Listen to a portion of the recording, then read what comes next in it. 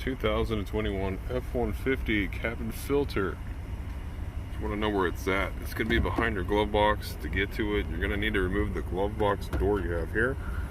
All you're going to do is push in these tabs here. These are the stoppers for the glove box, but you push them in on both sides here. And once you get it pushed in, you can actually lower the glove box down a little bit, and then you're going to have to remove it. All you have to do is pull it towards you, and it'll come right off its hinges, okay? The glove box is just hinged on there with these removable hinges, I guess you can say. But cabin filter is located right here in this spot right here. Come over here to the side and just pull on the clips side of the door you have here. Each side, and the door will come down. Actually just remove the whole thing.